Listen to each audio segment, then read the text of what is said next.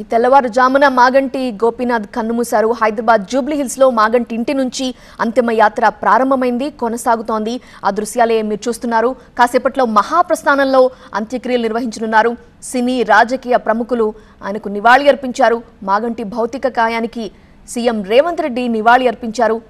రేవంత్ రెడ్డి ఆయన కుటుంబ సభ్యులను ఓదార్చారు. ఇక బీఆర్ఎస్ నేతలు కేటీఆర్, హరీష్ రావు స్వయంగా పాడెమోశారు. ప్రస్తుతం అంతిమ యాత్ర కొనసాగుతోంది. మరి కాసేపట్లో మహాప్రస్థానంలో అంత్యక్రియలు నిర్వహించనున్నారు. పలువురు సినీ రాజకీయ ప్రముఖులు ఆయనని గుర్తు చేసుకుంటూ ఆయనకి నివాళి అర్పిస్తున్నారు. ప్రస్తుతం అంతిమ యాత్ర కొనసాగుతున్న దృశ్యాలు మీరు చూస్తున్నారు.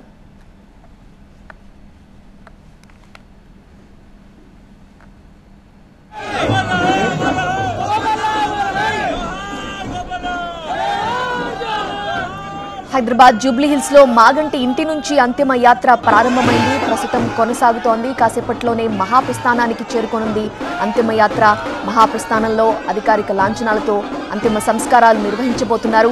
ఇప్పటికే పలువురు సినీ రాజకీయ ప్రముఖులు ఆయనకు నివాళి అర్పించారు. తుది వీడ్కోలు పలుకుతున్న దృశ్యాలు మీరు చూస్తున్నారు. ఆయన ఒకప్పుడు సినీ రంగానికి సంబంధించి కొన్ని సినిమాలని నిర్మాతగా కూడా వ్యవహరించారు. మీకు గుర్తుండొచ్చు, 2004 సంవత్సరంలో భద్రాద్రి రాముడు సినిమా రిలీజ్ అయింది.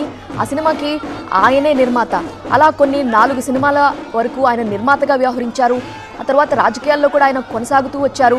జూబ్లీ హిల్స్ ఎమ్మెల్యేగా, హ్యాట్రిక్ ఎమ్మెల్యే అని చెప్పొచ్చు. వరుసగా 3 సార్లు ఆయన ఎమ్మెల్యేగా గెలుస్తూ వచ్చారు. రీసెంట్గా ఈ నెల 5వ తేదీన ఆయన హాస్పిటల్లో అడ్మిట్ అయ్యారు. ఆయన పరిస్థితి విషమించడంతో హాస్పిటల్లో జాయిన్ చేయించారు.